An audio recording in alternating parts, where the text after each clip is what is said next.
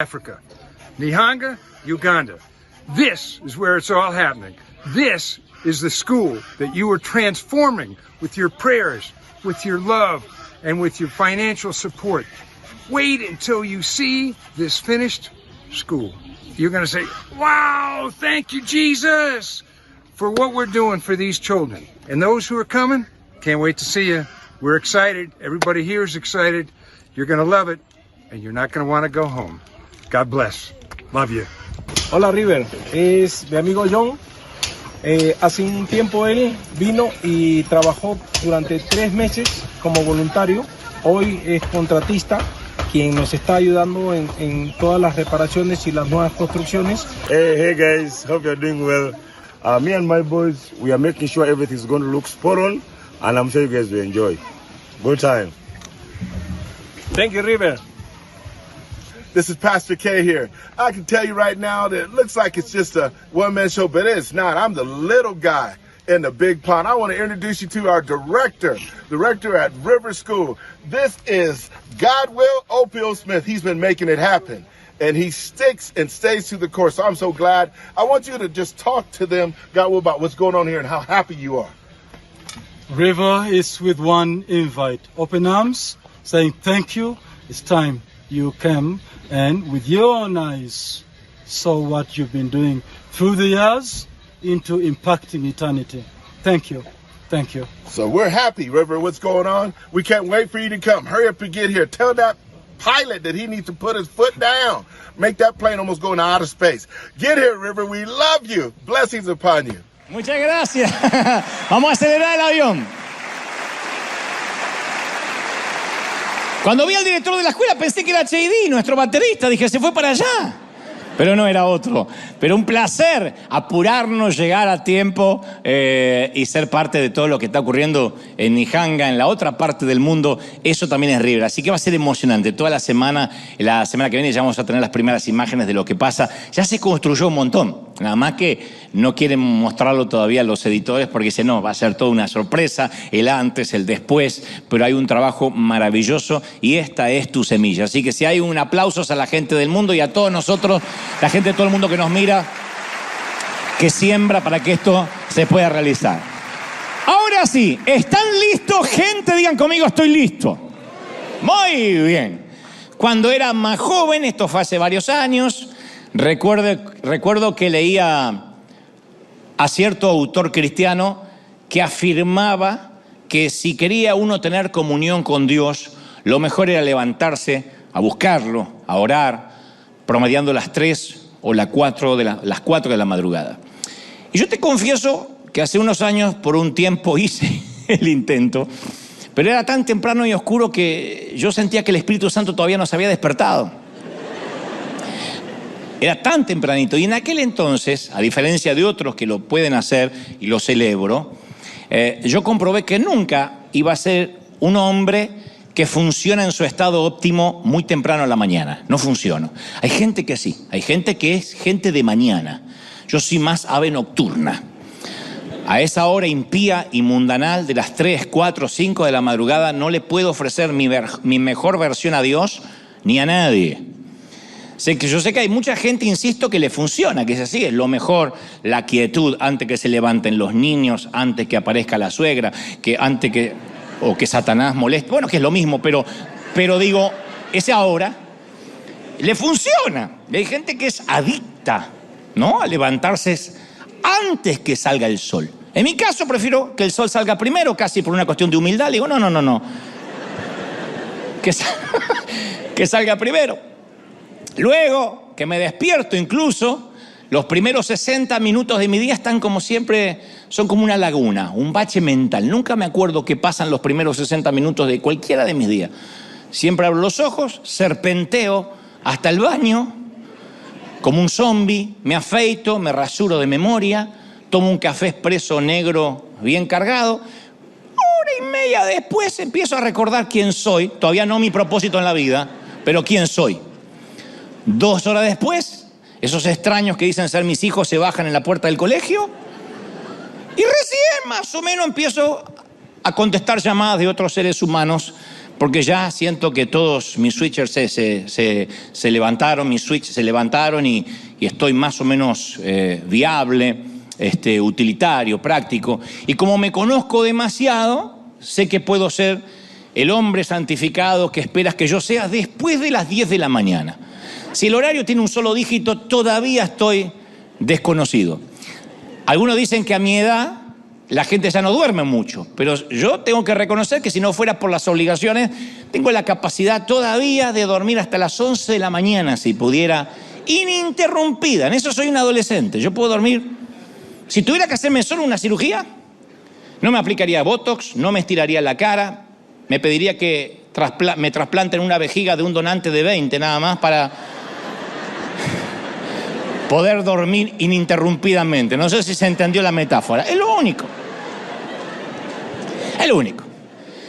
Pero fuera de toda broma, yo creo que todos necesitamos descansar. De hecho, Jesús dijo una de las maravillosas frases, una de mis favoritas en Mateo 11:28, que estaba justamente dirigida a las multitudes que pasaban un momento de cansancio, que habían caído bajo un sistema religioso, judío, y que eso los había frustrado, los había hartado, cansado.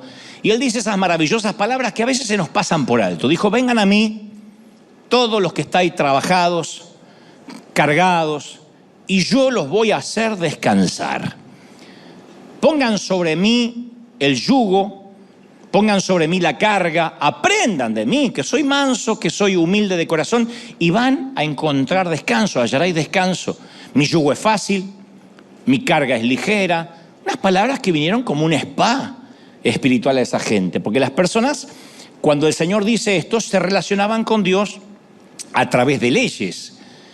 En nuestro mundo occidental, cuando uno piensa en ley, se le ocurre legislaciones gubernamentales, ¿no? Leyes puestas por el gobierno. Pero para Israel, la ley no significa pasarse un semáforo en rojo conduciendo un camello o saltándose un stop. No, se refería a la ley de Moisés. Unos 1500 años antes que Jesús dijera estas palabras, por medio de Moisés, Dios había dado la ley que se ocupaban de cuestiones religiosas, morales, éticas, prácticas, todo un conjunto de leyes que estaban diseñadas para mantener un alto nivel ético y moral. Otras naciones que rodeaban a Israel practicaban el incesto, las orgías, los sacrificios humanos, y Dios dijo: no, mi pueblo va a tener una serie de leyes. Las más famosas de estas leyes son los 10 mandamientos, el decálogo, ¿no?, que Moisés trae escrito por Dios. Pero nadie podía cumplir la ley todo el tiempo. Entonces tuvieron que empezar a ofrecer sacrificios de animales para expiar los pecados. Esto es antes de la cruz, obviamente, antes de que Jesús viniera al Calvario. No obstante, los judíos empezaron a añadir centenares de leyes adicionales a los 10 mandamientos que Dios le había dado a Moisés. Y esa foja de leyes pretendía ayudarles a cumplir los 10 mandamientos. Entonces era como un control más exhaustivo de la vida cotidiana de cada quien.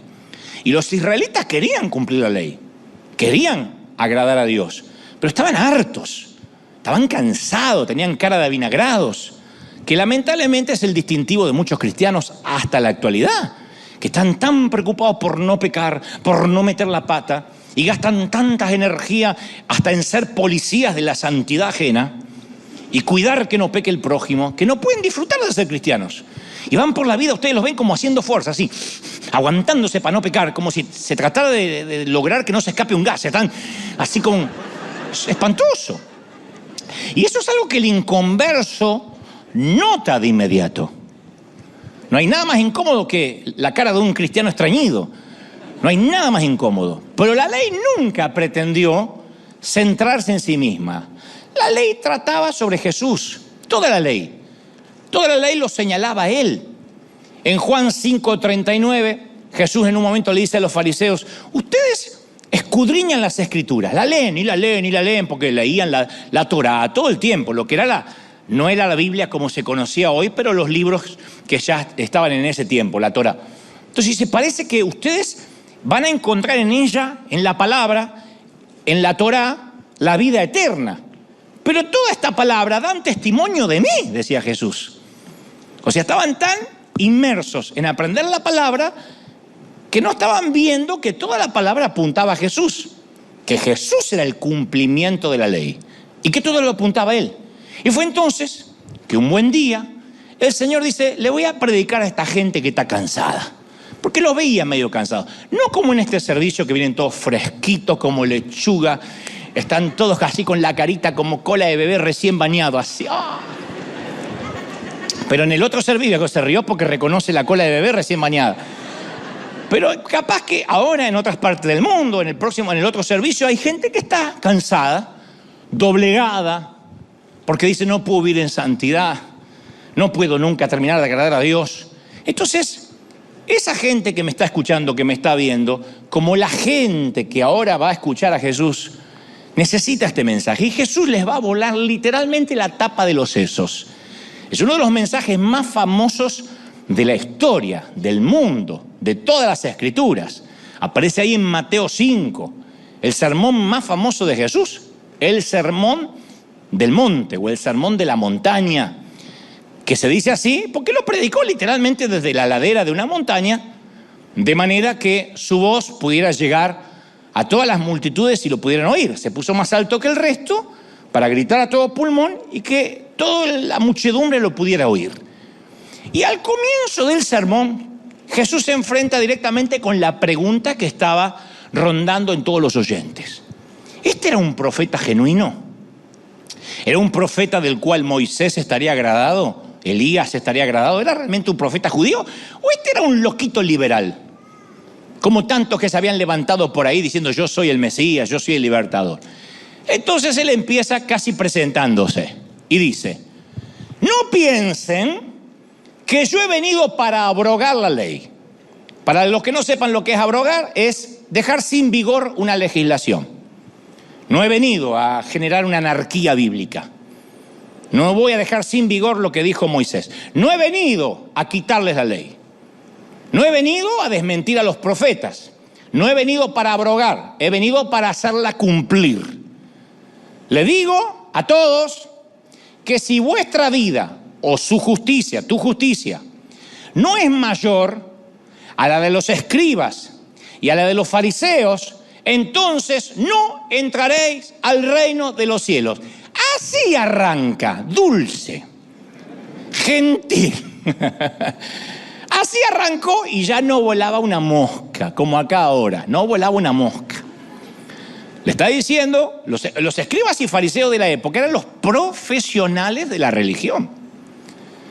Ellos eran los que habían diseccionado los 10 mandamientos en 613 reglas, 248 mandamientos nuevos, 365 prohibiciones, una para cada día del año, y reforzado con 1521 enmiendas.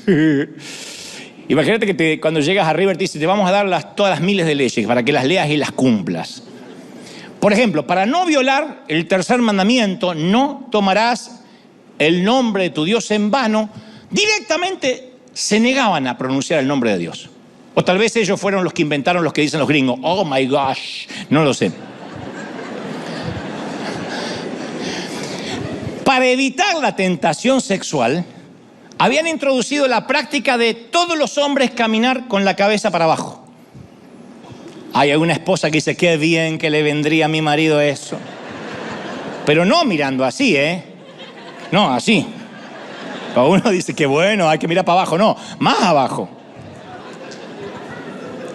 Para no mirar ninguna mujer. Algunos eran conocidos como los fariseos sangrantes, literalmente. Porque vivían chocándose contra las paredes y las columnas, porque estos iban un poco más, se vendaban los ojos. Y como ciegos andaban por la calle con los ojos vendados, con bastones o tocando las paredes, para no tentarse con el sexo opuesto. Para evitar profanar el sábado, estos tipos habían declarado ilegales 39 actividades que se podían considerar como trabajo. 39 cosas que no podían hacer en un día sábado. Que entre ellos podía ser encender una vela, era más lo básico, ir al baño, lo básico de lo básico, porque había 39 cosas ilegales que podían ser consideradas trabajo, por consecuencia era profanar el día sábado. Y ahora viene Jesús y predica desde la montaña que toda esta gente común y corriente tiene que tener más santidad que semejantes hombres santos, que tienen leyes hasta por las dudas. ¿Cómo iban a poder ser más santos que los fariseos religiosos? Imposible. Estos tipos eran el epítome de la religiosidad, el pináculo de la perfección. Eran casi argentinos, dice una versión. Y aparte estos, como eran casi argentinos, se aseguraban que todos supieran que ellos eran los más santos del barrio. Se aseguraban, no eran perfil bajo. Entonces, ahora Jesús está predicando, ¿no? Recién empieza el sermón y la mayoría ya se estaba rascando la cabeza. Porque le dice, tienen que ser más que ellos. Pero apenas Jesús está precalentando, esto recién empieza. Él empieza a repasar Jesús toda una lista de temas y en cada uno de esos temas comienza diciendo, oíste que fue dicho. Les recuerda la ley. Y sigue con, pero ahora yo les digo. Y no les va a resolver la vida, se las va a complicar. Sé que están pensando, pero empezaste diciendo que Jesús les ofrecía descanso y ahora les va a complicar la vida. Sí, hay un propósito, síganme. Básicamente le dice a todos que lo que le enseñaron, aunque es muy estricto, todavía no es lo suficientemente estricto como para que agrade a Dios. ¿Qué no alcanza? Que si quieren agradar a Dios, Dios está pidiendo más y se los dice Él, que es Dios hecho hombre. No alcanza las 613 leyes, las 214 mandamientos adicionales, las 1500 enmiendas, no alcanza. Y no es que Jesús ese día tenía, valga la redundancia, un mal día. Él había crecido en esa cultura y sabía cómo la gente se las ingeniaba, pobrecita, para tratar de cumplir con la ley, con los mandamientos de Dios. Él los había visto intentar santificarse, frustrarse, cansarse por no lograrlo. Así que ahora, por alguna razón, que ahora te voy a explicar, se las va a poner más difícil. Y comienza diciendo, oíste que fue dicho, no matarás. Y la mayoría dijo, bueno, el mensaje no es para mí. Yo no maté a nadie. En eso sí, ganas no me faltaron, es verdad. Le dice a la mujer, porque cuando vino tu vieja la otra vez, casi, pero no, me aguanté. Ganas no me faltaron. Y Jesús prosigue. Pero yo digo que cualquiera que se enoje contra su hermano será culpable de homicidio. El que le diga necio a su hermano, que es como decirle inútil, bobo, menso, será culpable. Y cualquiera que le diga fatuo, que es remenso, quedará expuesto al infierno de fuego. Llamó homicida a los que se enojaban, simplemente los que se enojaban. Y ahí sí se empezó a caldear el ambiente. Porque todas las sociedades de la historia de la humanidad han tenido leyes contra el homicidio, siempre. Pero ninguna sociedad ha establecido algo que se parezca a esta definición ampliada del homicidio que dijo Jesús. Él dijo, los que se enojan contra su hermano y escriben boberías en las redes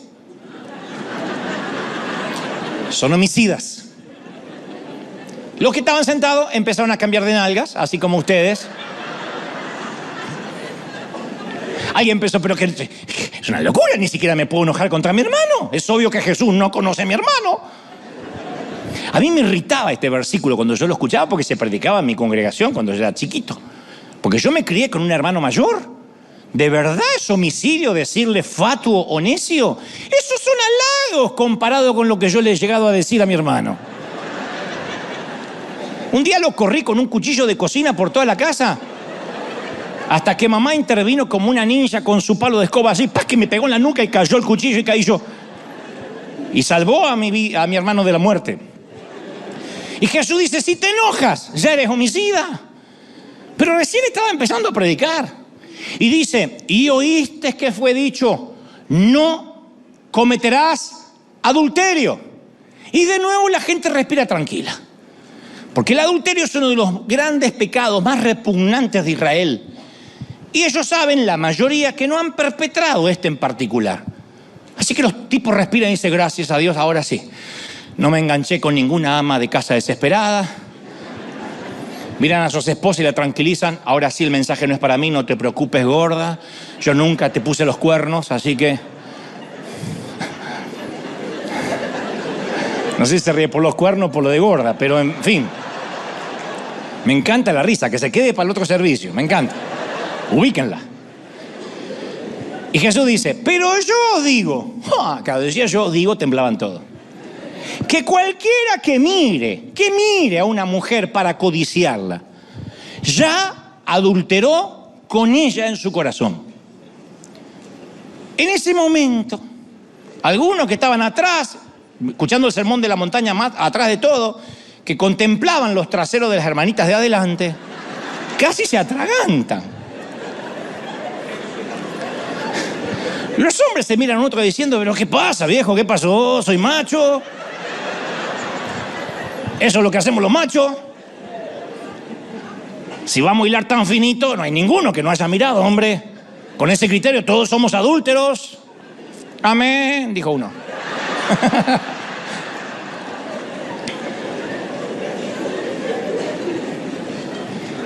Todas las sociedades tienen tabúes contra la promiscuidad sexual.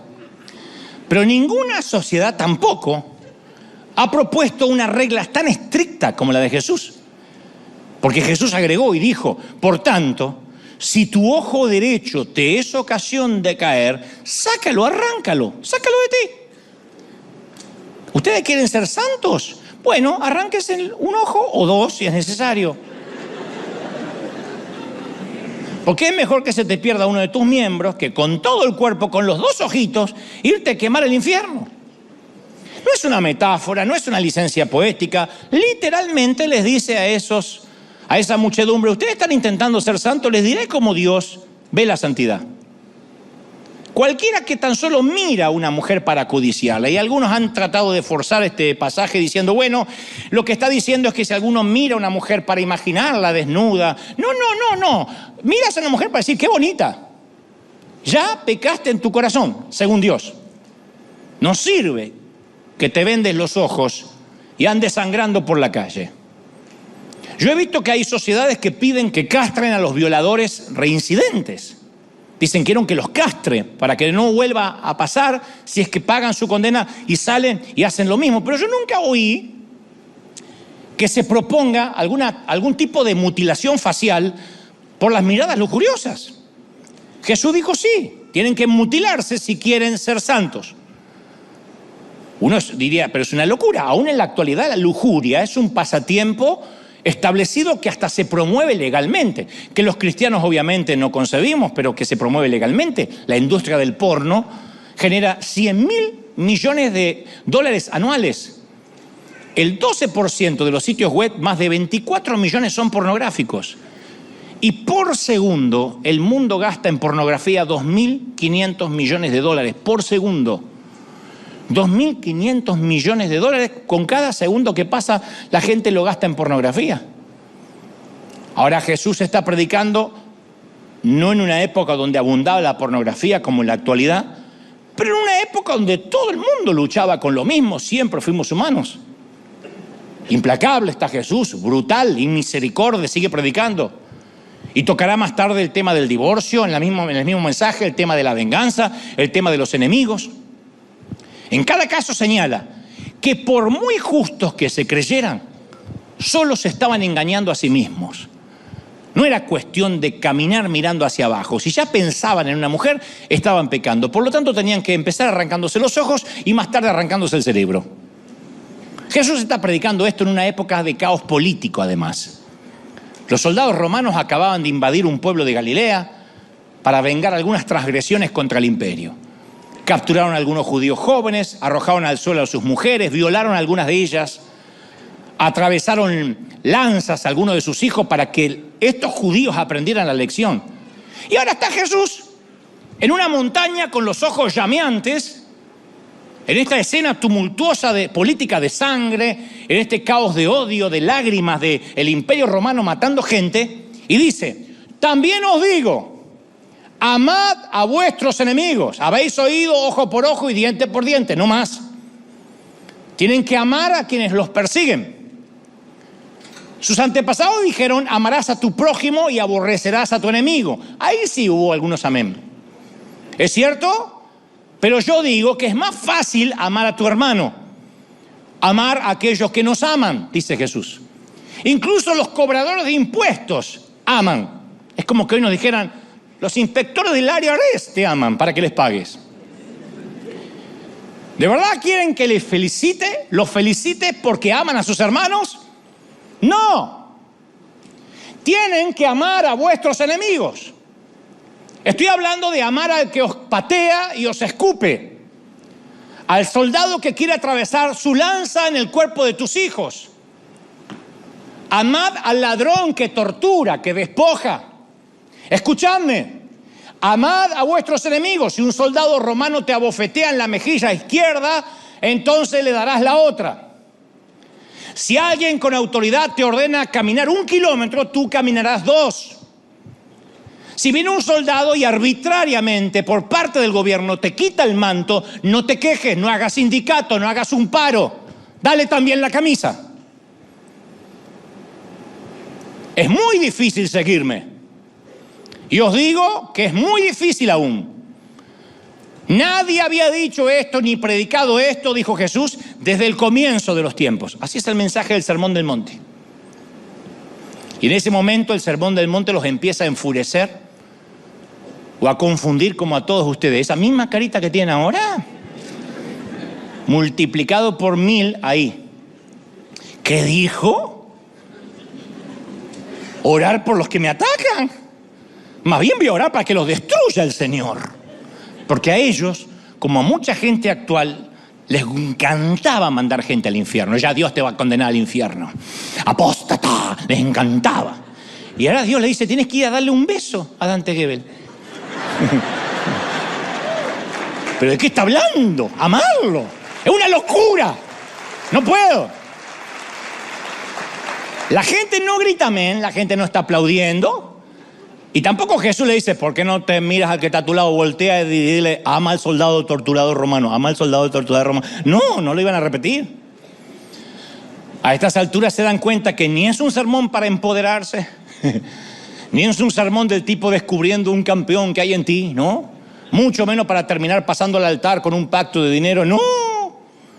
Este sermón los está enfureciendo. Pero todavía falta tocar el tema del divorcio. En la época de Jesús, debatían acaloradamente cómo interpretar las normas de Moisés. Un hombre podía, en los tiempos de Jesús, divorciarse de su mujer porque hiciera a la mujer algo que le desagradara. Obviamente era un mundo extremadamente machista, misógino. Incluso si la mujer hacía algo tan trivial como quemar la comida. Mirá la cantidad de divorciadas potenciales que hay acá. Las quemadoras. El esposo le bastaba con repetir 3 veces, te divorcio, te divorcio, te divorcio, y el divorcio quedaba firme. Y Jesús agregó, yo digo que el que repudia a su mujer, a no ser por causa de fornicación, hace que ella adultere. Y el que se casa con la repudiada comete adulterio. Ahora sí, la turba estaba enfurecida. Algunas mujeres felices, pero los varones enfurecidos. No hay manera en que este mensaje sea predicado hoy y pase gente corriendo al altar. Y si lo hicieran, sería con culpa. Por eso casi nadie predica el Sermón del Monte. Se quedan con la parte de las bienaventuranzas. Bienaventurados los pobres porque heredarán el reino de Dios. Pero toda esta parte casi nadie la predica porque o no se entiende o es muy riguroso. Porque si yo predicara esto tal cual, lo actualizara, lo contemporizara, dijera, esto es lo que el Señor está diciendo hoy, todo el mundo pasaría al altar, pero con culpa, no con convicción de pecado. Pasaría alguien diciendo, prometo quitar la suscripción de Netflix.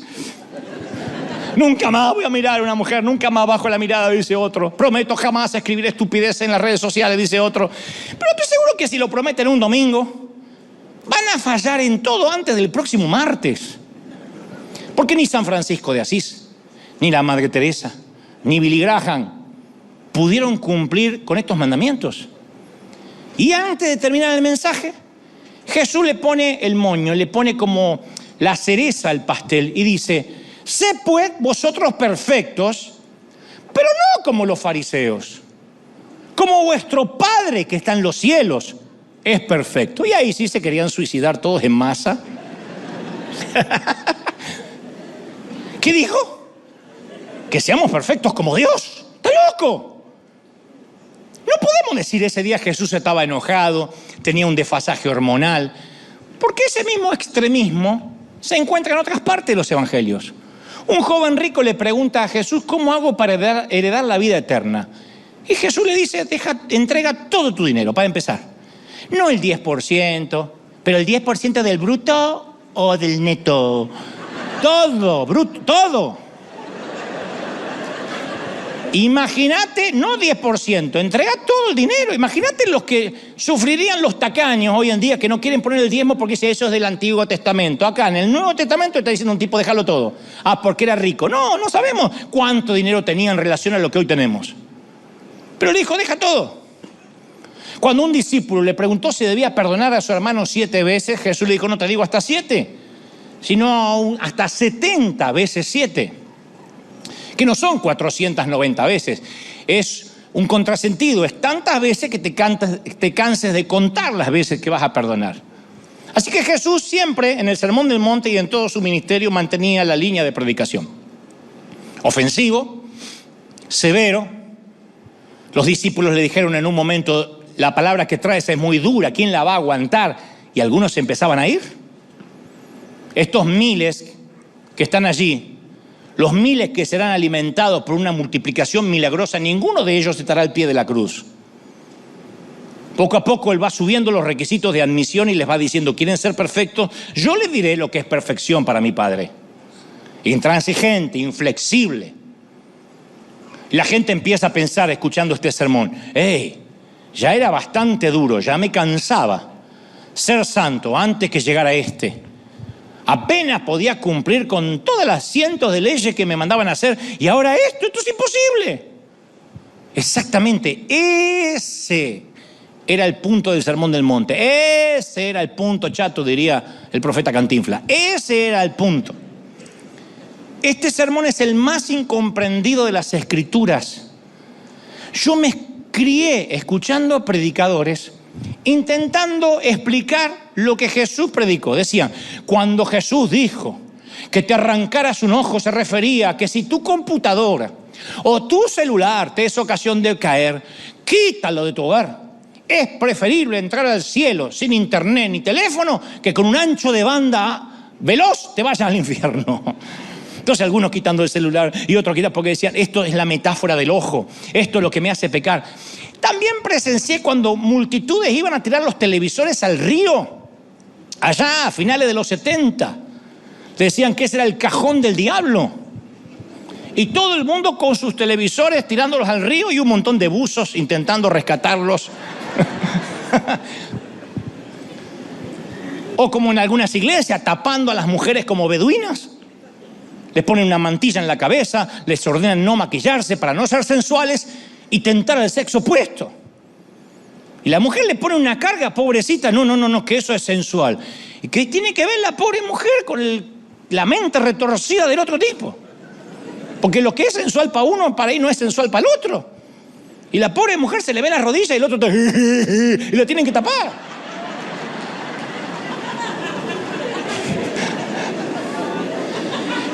Lo que Jesús intentaba decir con el mensaje, tapen las mujeres, pónganse vendas los varones. No, el propio Martín Lutero, el reformador por excelencia, no logró entenderlo de todo y decía que el Sermón del Monte debía interpretarse bajo el prisma de dad al César lo que es del César y a Dios lo que es de Dios, palabras también de Jesús.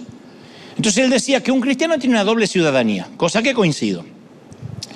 Decía, tenemos ciudadanía del cielo y ciudadanía en el mundo.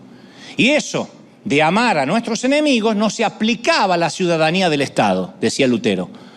Claro, porque estaba en guerra el mundo, muchachos cristianos eran enlistados para ir al frente. Y entonces él decía, bueno, el cristiano tiene que separar el oficio de la persona. Y si tiene que matar, mata. Pero eso iba contrapuesto a amar a vuestros enemigos. Pero Martín Lutero dice, ni modo que deje el arma y se vaya a abrazar a un japonés. O se vaya a besar a un nazi. De ahí que muchos cristianos luteranos hasta sirvieron en el ejército de Hitler, con la conciencia limpia, diciendo, cumplimos órdenes del reino de este mundo, obediencia de vida, punto. Pero eso tampoco es lo que quiso decir Jesús. Jesús no dijo, bueno, vean cómo suavizan esto en el caso que haya guerra. Porque había guerra cuando predicó esto. Los romanos eran un imperio que por la fuerza, un imperio dictatorial, totalitario, hegemónico, que por la fuerza había tomado a Israel. Estaban en guerra. Y él les dijo, tienen que amarlos. Te pide 1 milla, camina 2. Te abofetea, dale la otra. No le dijo, bueno, si están en guerra, separen el oficio de la persona y agarren a trompada al romano. No. Ámenlo. Entonces, no hay forma de suavizar ni adaptar este sermón. Algunos, empezó la guerra, desertaron, se negaron a hacer juramentos, a quitarse el sombrero ante funcionarios públicos, a cantar el himno nacional. Algunas sociedades se negaron a tener ejército, incluso policía. Miles, oyendo el Sermón del Monte e interpretándolo mal, intentaron fundar colonias, comunas en claustros, sin tele, sin agua corriente, sin luz, sin dispositivos, sobre la base de los principios del Sermón del Monte. Los cuáqueros, los menonitas, vamos a vivir en un monte porque vamos a pecar menos. Jamás lo lograron, porque no era lo que Jesús predicó tampoco. No pudieron vivir en santidad, ni viviendo enclaustrados en una montaña. Porque el Sermón del Monte, señores, no fue predicado para que mejoremos la doctrina, sino para revelarnos toda la forma en que no lo estamos logrando. No lo estamos logrando. El que creía que no era adúltero, Jesús dice, sí, eres adúltero solo por pensar. El que creía que nunca asesinó a nadie, dijo, sí, eres un asesino por hablar mal de tu hermano. Jesús avanzó la ley más allá donde cualquier fariseo se hubiese atrevido a hacerla avanzar. Más allá donde cualquier monje jamás se hubiese atrevido a vivirla. Jesús primero hace imposible que alguien pueda cumplir la ley y después nos manda que la cumpliéramos. Y esto dicen, todavía no entiendo por qué. Bueno, porque si Jesús no lograba que ellos, como nosotros, entendiéramos que no lo vamos a lograr nunca, jamás podemos acercarnos a la gracia. ¿Por qué querrías el remedio si no estás consciente que estás enfermo? Si crees que eres salvo por tu doctrina, por tus propios medios, entonces pisoteas la gracia y no las necesitas. El Sermón del Monte nos obliga a reconocer la gran distancia que nos separa de Dios y no puede ser disminuida por nuestra doctrina, por nuestra cantidad de oración, por nuestra cantidad de diezmos. El que piensa que puede achicar esa brecha por sí mismo, esa distancia que hay con Dios por sí mismo, está equivocado. Por eso la peor tragedia es ir a predicar el Sermón del Monte o a leerlo para buscar una nueva doctrina para aplicar. No, el Sermón del Monte acaba con todo el legalismo. Les está diciendo, ustedes quieren ser perfectos, les diré qué es la perfección para Dios. Y ahí todos se dan cuenta que nadie es perfecto, que todos son adúlteros, que todos son hipócritas, que el legalismo siempre va a fracasar. No porque es demasiado estricto, sino porque comparado con lo que predicó Jesús, no alcanza. No hay ninguna sanísima doctrina que alcance para que agrades a Dios. No alcanza. La doctrina no alcanza. ¿Están conmigo, sí o no? No alcanza. No hay doctrina que diga, sí, es que nosotros vamos a ser el cielo porque las mujeres se sientan de un lado y los varones del otro. No alcanza. Las mujeres usan mantilla. No alcanza. Mi mujer no se depila. No alcanza y es tu problema. Cualquier doctrina es muy liberal comparado con lo que Dios exige. ¿Y por qué el Señor lo predica? Porque demuestra que delante de Dios todos somos iguales. Aquí, hoy domingo, y allá, y en cada sitio hay asesinos y violentos. Está lleno de asesinos, River Arena. O hay alguien que nunca se enojó con su hermano, que orina agua bendita y que bajó en vez de un Uber, de un carro de fuego que lo está esperando allá afuera para irse con Elías. Adúlteros y lujuriosos. Todos. Bien. Nunca esperé que alguien dijera amén, pero siempre hay uno, siempre. Pero lo somos. ladrones y codiciosos. Todos estamos en pecado y al fracasar en cumplir la ley, solo podemos caer en la red de la gracia absoluta. Señor, soy un desastre. Tengo que correr a la cruz. Tengo que correr a la cruz. Entonces, ¿qué quería Jesús? Decirles, explicarles que si intentaban vivir según la ley, no podían escoger qué parte le gustaban y qué partes no. Tenía que cumplirlas todas o ninguna. Todas. Yo me crié, salud, yo me crié. Hoy venimos todos, ¿eh? Yo me crié con pastores que prohibían la televisión. Pusieron a mi papá en disciplina por 15 años. 15 años a mi papá se le negó la Santa Cena.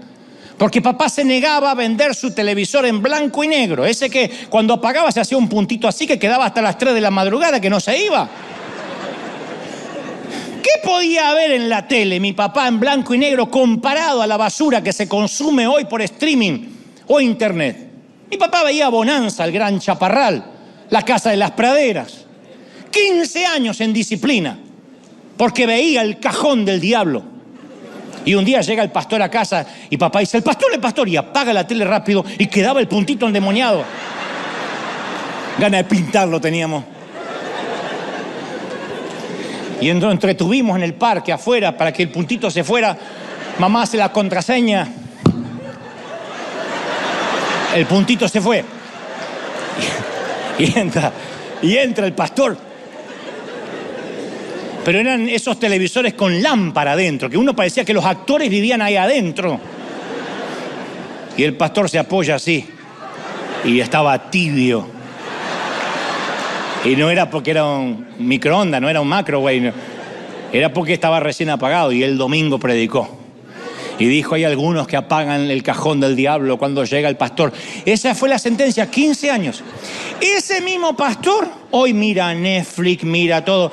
Y un día le pregunto, le digo, ¿pero cómo puede ser? Y me dice, he sobreedificado sobre lo que creí. Porque he entendido. No, la ley se cumple toda o no se cumple. ¿Te arrancas un ojo o no te lo arrancas? No es que Jesús estaba siendo cruel. Les estaba haciendo ver sus propias incoherencias. Estos tipos habían encontrado la forma de justificarse ante sus propios ojos. Yo voy a ir al cielo porque cuando camino por la calle miro hacia abajo para no ver traseros ajenos. De verdad. Se habían engañado pensando en que podían ser perfectos sin necesitar la gracia. El problema no era que seguían pecando, eso Dios ya lo sabía. Es que se creían santos y justos. Ese es el peor problema. El peor problema de la iglesia en la actualidad no es los que pecan. Todo el mundo está pecando. El problema es los que pecan y se creen buenos. Pero se creen buenos porque dice, peco, pero yo sirvo al Señor. Peco, pero diezmo. Peco, pero voy al estudio bíblico. Creen que por sus méritos van a ganar la salvación. Y la santurronería es uno de los mayores obstáculos para ir al Señor. Jesús necesitó predicar esto para que todos tocaran fondo. Para que pudieran descubrir que solo la gracia que Dios ofrecía a través de Jesucristo los iba a salvar. Y mientras que Jesús predicaba, las personas se daban cuenta, necesitamos una doctrina mejor que la que tenemos. Que su santidad y su doctrina no alcanzaban. ¿Qué iban a hacer? Estaba más frustrado que antes. Sin embargo, el mismo Jesús que ahora les sube las marcas, la valla, que ahora los frustra, les ofreció siempre gracia absoluta. Ese Jesús que predica así en la ladera es el que perdonó a una adúltera, a un ladrón en la cruz, a un discípulo que lo negó. Escogió al discípulo traidor, Pedro, y sobre él fundó la iglesia. Para el paso siguiente se volvió un hombre llamado Saulo, que se había destacado como perseguidor de los cristianos. O sea, la gracia es absoluta, incluye a todos. Se las ofreció incluso a quienes lo estaban clavando en la cruz. Dijo, Padre, perdónalos. Ni siquiera estaban pidiendo gracia a los romanos. Dijo, perdónalos, no saben lo que hacen. Entonces, durante muchos años nos predicaron que el Sermón del Monte era para marcarnos la sana doctrina. Jesús quiere que arranque de tu casa lo que es pecado. Jesús quiere que si pensaste nada más en una mujer o en un hombre, que inmediatamente corras al altar el domingo. No, con los años me di cuenta que Él no pronunció este mensaje para abrumarnos más, sino primero para decirnos cómo es Dios. A ver, ¿por qué hay que amar a nuestros enemigos? ¿Por qué? Porque nuestro Padre, que es misericordioso, hace salir el sol sobre buenos y sobre malos. ¿Y por qué hay que ser perfecto? Bueno, porque Dios es perfecto. Ustedes no tienen que imitar al fariseo, ni al pastor, ni al apóstol, sino a Dios. Si vamos a imitar a alguien, tiene que ser a Dios. ¿Y por qué guardar tesoros en el cielo? Porque el Padre vive allí y nos colmará de recompensas. ¿Por qué vivir sin temor ni preocupación? Porque el mismo Dios que viste a los lirios del campo y a la hierba ha prometido cuidarnos. ¿Por qué orar? Bueno, porque si un padre terrenal le pide pan o pescado a su hijo, mucho más el Padre que está en el cielo nos dará dádivas buenas a quienes se la pidan en oración. Ese es Dios. ¿A quién te vas a parecer? De verdad, yo lo que menos quiero es que alguno de ustedes intente parecerse a mí. El peor consejo que te puede dar, imítenme a mí. No, porque nos vamos al hoyo todo. Jesús dijo, si van a imitar a alguien, no es ningún apóstol, no es ningún pastor, no es nadie a quien admiran, ni ningún fariseo, porque todos son adúlteros, todos son ladrones. Tienes que imitar al que es perfecto. Y Jesús no predicó el sermón del monte para que nosotros pusiésemos cara de extrañidos, desesperados por nuestro fracaso en la perfección. Lo pronunció primero para enseñarnos el ideal de Dios hacia el cual uno tiene que esforzarse siempre, y también para mostrarnos que ninguno lo va a poder alcanzar por sus propios medios. ¿Quién puede ser como Dios por mucho que se esfuerce? Ahora recuerda, este sermón ocurre en Mateo 5. Vamos hasta Mateo 11 y vamos a entender por qué Jesús lo predicó. Él los estaba preparando para que comprendieran una verdad que los haría libre. Él les dijo, vengan a mí. ¿Están cansados? Ustedes creían que llevaban una carga pesada, yo les puse una más pesada. Como podemos imaginar, todos escuchaban atentos porque estaban cansados. Ahí es cuando las palabras cobran sentido. Venid a mí y os haré descansar. Mi yugo es fácil, ligera es mi carga. No van a poder cumplir la ley por más que quieran. Pero si vienen a mí, hallaréis descanso. Mi gracia va a alcanzar. Eso era música para sus oídos. Estaban tensos, estresados. Se esforzaban por vivir una vida santa que no funcionaba. Porque ser cristiano no es ser más bueno todos los días. Ser cristiano es crecer en la relación con Dios. Todos los días. Con la gracia. Con Jesús. Eso es ser cristiano. Eso es ser cristiano. Y aquí hace su aparición el verdadero descanso. Hay una de las frases que más me molesta que me digan. No es, ¿te teñiste de rubia? Son canas. Con estilo salen, ¿qué querés que haga? Pero son canas. Pero eso no es lo que más me molesta. ¿Saben cuál es lo que me molesta? Que me han dicho siempre, Dante, te ves cansado. Necesitas descansar. Que es una forma de decirme, tienes una cara espantosa. A mí me gustaría contestarle, gracias, vos también te ves horrible, pero vas a tener la misma cara aunque descanses. Pues no puedo responder así. Ustedes saben que yo no soy muy sutil.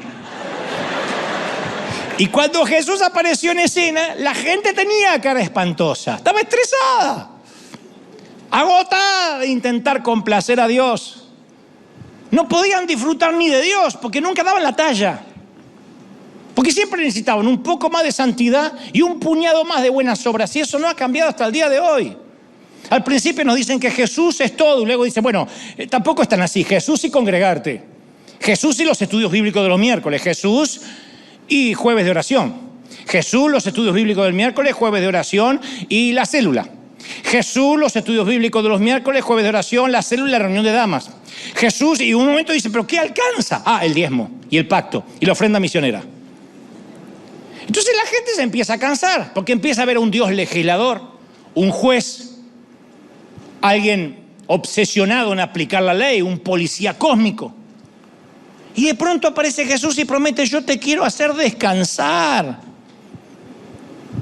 ¿Por qué nos olvidamos lo más importante que nos dijo el Señor, que nos legó? Descanso. Ser cristiano es nice, flow. No hay que andar por la vida. No sé cómo hacer para ser santo. No vas a poder. Es un descanso que es una ráfaga de aire fresco en un ambiente reprimido. Descanso. ¿Qué quiere decir Jesús con descanso? Jesús prometió una carga fácil, un yugo ligero. A mí me cuesta entender cómo hay colegas pastores, tienen 100 personas en la iglesia y están enfermos de úlceras, de gastritis. Hace poco un pastor nos hablaba y decía, no, yo no puedo más. Llevo 20 años con la iglesia y si sigo me voy a enfermar. La gente me enferma. No sabés lo que es ser pastor. Es una carga. Yo digo, o yo soy de otro planeta. Quiero esa risa. Por favor, contraten esa risa.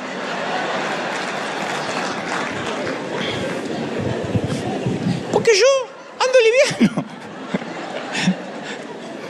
No siento la carga. Si Jesús dijo que su carga es fácil, que su yugo es ligero. Y esa era una referencia que los agricultores entendían muy bien, que se ponía sobre los bueyes. Jesús dijo, yo vine a hacerle la vida más fácil. ¿Quieren que se haga difícil? Se las puedo hacer difícil. Miren lo que acabo de predicar. Todos son adúlteros, todos son asesinos. ¿Se dan cuenta? Necesitan la gracia. Él trajo descanso, que era lo contrario que ofrecía la religión organizada. Para ellos el yugo era pesado, una carga imposible de llevar. La religión era hacer todo con más fuerza. Faltaban un día a la sinagoga y tenían 5 líderes llamando. ¿Qué pasó? ¿No te vi en la sinagoga? Somos del equipo y el ministerio de seguimiento. Más que seguimiento es fama, mafia. Y fama también. Eso es mafia. Hacerle seguimiento a la gente para que no se pierda. El Señor dijo, los que son míos, nadie me los va a arrebatar de mi mano. Nunca nos pidió ayuda. Nunca dijo, síganlo. Nunca. Seguimos al Señor. Pero siempre queremos lograr cosas por nuestros méritos, que es muy parecido a nuestra cultura actual. Estamos obsesionados por ser más santos, convencidos que si lo intentamos con fuerza podemos perfeccionarnos solos. No, porque eso agota. Y hay una necesidad urgente de descanso. No reposo físico, necesitamos sosiego espiritual. Sosiego espiritual. Jamás vamos a descansar mientras llevemos la carga de intentar agradar a Dios con nuestras obras. No se puede. Y esto no es apología del pecado. Bueno, vamos a pecar. No. Sé que están comprendiendo lo que trato de decir. Agradar a Dios con los propios medios es tan imposible como innecesario. Jesús fue el único que pudo, ya lo hizo. Y nosotros tenemos que aprender a descansar en su obra ya acabada. Yo he ido a predicadores decir, ¿vieron? Jesús dice, seamos perfectos, vayan a casa y si en la semana pecan, los espero el domingo aquí en el altar para arrepentirse. ¿De dónde sacamos esas ideas? Todos los cristianos somos hipócritas y estamos pecando aún el domingo aquí. Porque si predicamos una cosa y vivimos una otra, aunque sea mínima, eso, señores, es hipocresía glorificada. Además, podríamos cambiarle el nombre a la iglesia, podríamos decirle a nuestra iglesia el de River Arena de Hipócritas. Porque podemos darnos cabezazo contra la pared en el intento de agradar a Dios y no lo vamos a lograr por nuestros medios. Yo soy el mayor de los hipócritas, te aclaro, Porque la hipocresía es un riesgo ministerial y laboral de los predicadores porque vivimos hablando. Y tenemos más oportunidades para ser hipócritas que el que habla menos. Yo muchas veces he predicado sobre la importancia de controlar nuestras emociones, del dominio propio. Y a veces voy saliendo por la puerta de acá, subo y descubro que me estoy enojando porque un bruto maneja mal. No me estoy disculpando porque está mal, me avergüenza todavía luchar contra mi bocaza y mi carácter. Pero tampoco voy a poner una actitud de falsa humildad. Es que no soy digno de ser pastor. No volveré a predicar jamás porque le grité a un chino.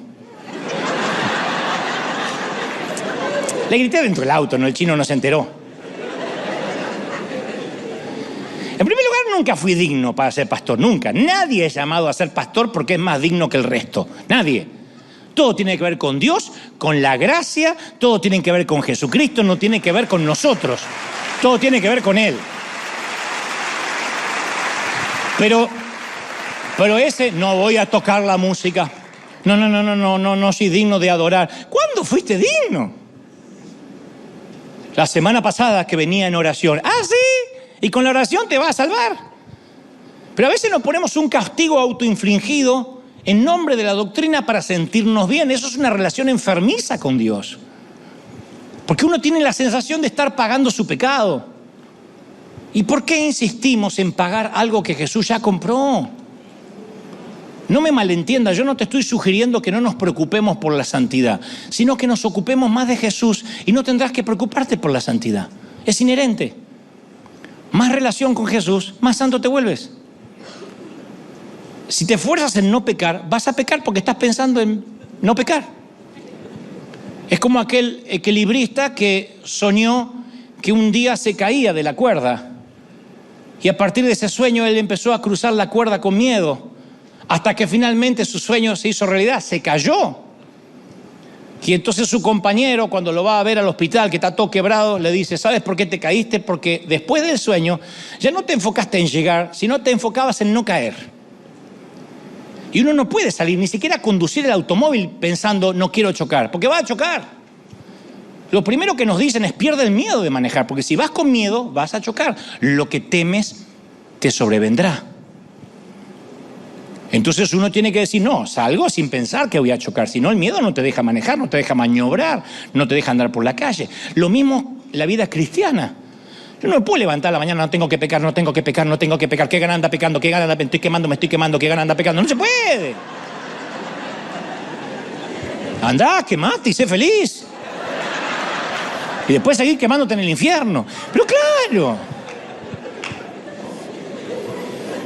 es Él quien cumple la ley por nosotros. Entonces, cuando depositamos nuestra fe en Jesucristo, somos justificados, porque Él ya cumplió la ley en la totalidad.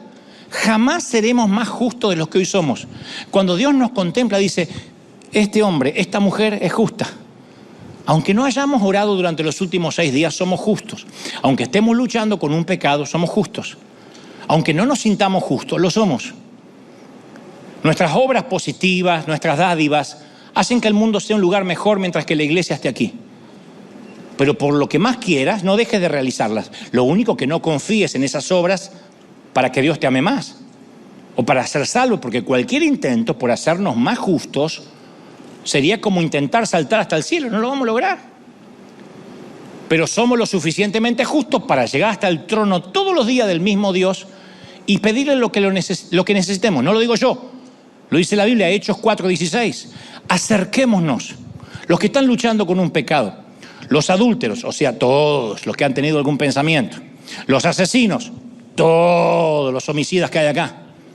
Acerquémonos confiadamente al trono de la gracia para alcanzar misericordia, para el oportuno socorro. Alguien tiene que decir amén. ¿Sabes que hay un proverbio que dice, el hombre justo cae 7 veces, pero se vuelve a levantar? ¿Te das cuenta? Parece un oxímoron. O sea, es un contrasentido.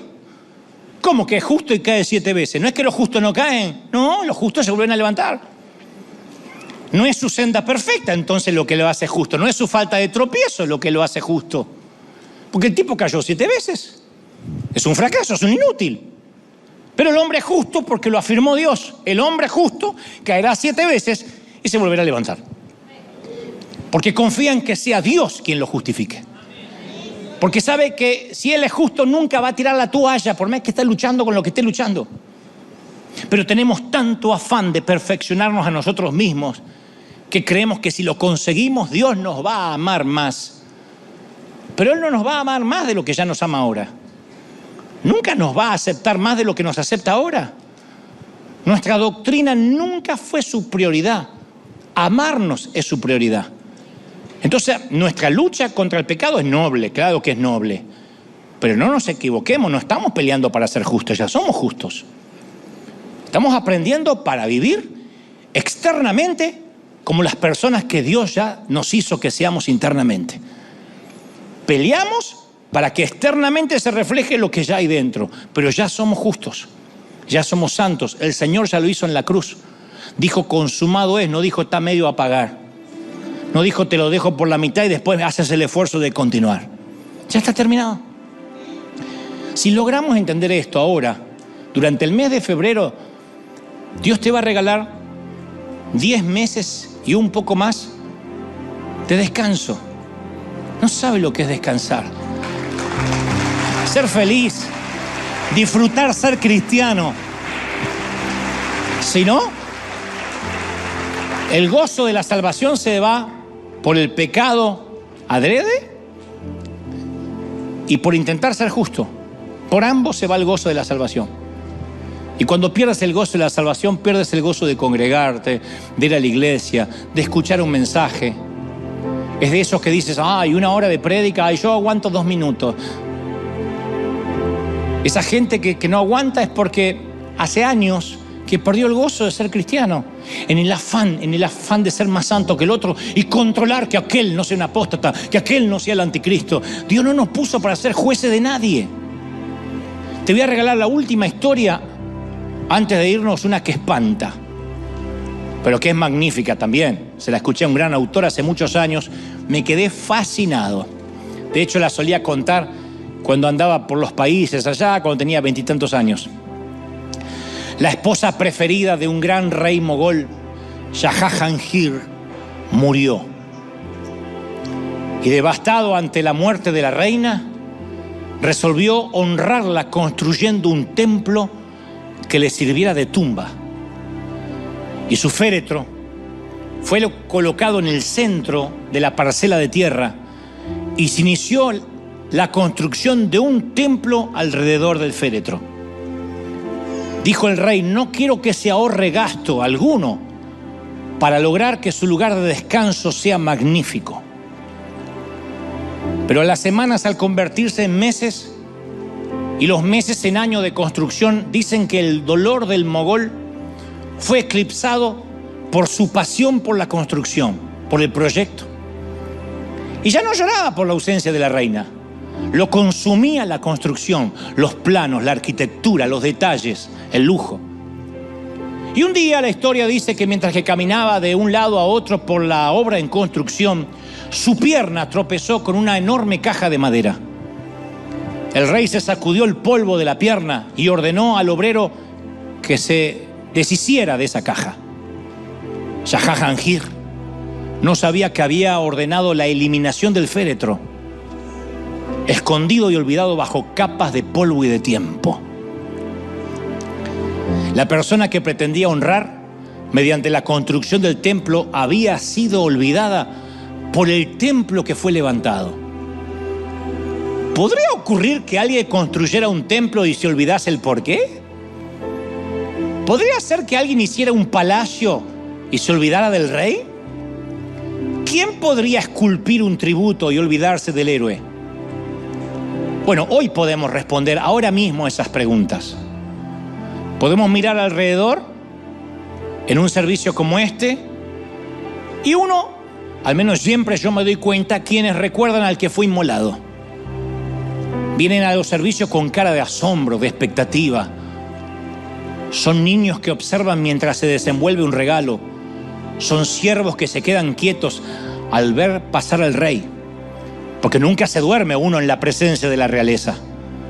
Uno no bosteza cuando está recibiendo un obsequio, menos si es el rey el que te lo está dando. Y también es posible que uno se dé cuenta de cuáles solos ven el templo. Los ojos divagan, sus pies están inquietos, miran el celular como si trabajaran para el Pentágono y les va a llegar un mensaje de vida o muerte de un momento a otro. Sus manos no dejan de moverse, sus bocas se abren, no para alabar ni adorar, sino para bostezar. Y por mucho que intenten mantener el asombro, los ojos se le empiezan a poner vidriosos. Todos los templos pierden su brillo al cabo de un tiempo. Los observadores de templo no tienen la intención de venir a aburrirse. Les encanta la iglesia, aman la doctrina y la santidad. No es la intención de nadie volverse rancio. Se ponen tacones, sacos, corbatas y vienen todas las semanas. Pero aún así, a algunos algo les falta. Aquel que en una época pensaban honrar, desde hace tiempo que desapareció de sus corazones y se quedaron con la ley. Son como los que construyen un andamio para pintar un edificio y con el correr del tiempo se dedican a pintar y mantener el andamio en vez del edificio.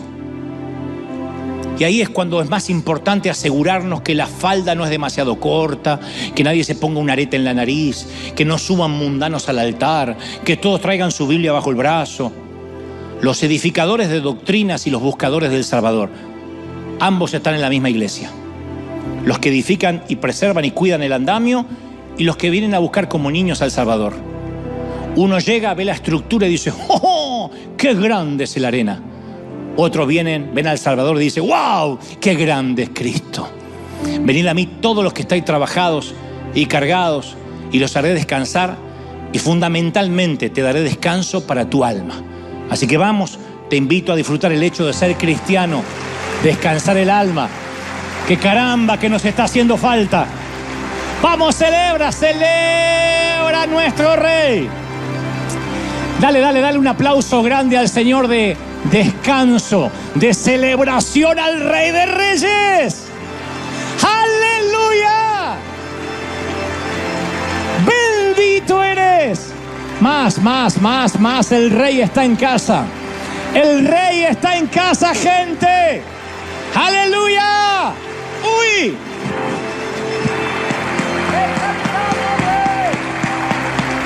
¡Exaltamos, Rey! Vamos, celebra. Hay gracia. Hay gracia en la casa de Dios. Hay gracia en la casa de Dios. Bendito eres.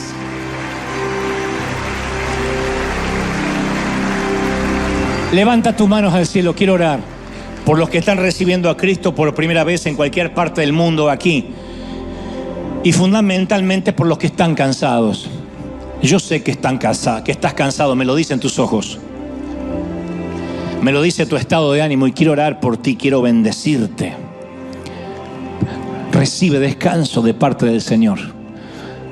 Ojalá yo pudiera dártelo, te lo daría con tanto placer. Ojalá esta es la parte en que yo tendría que decir algo como a mí.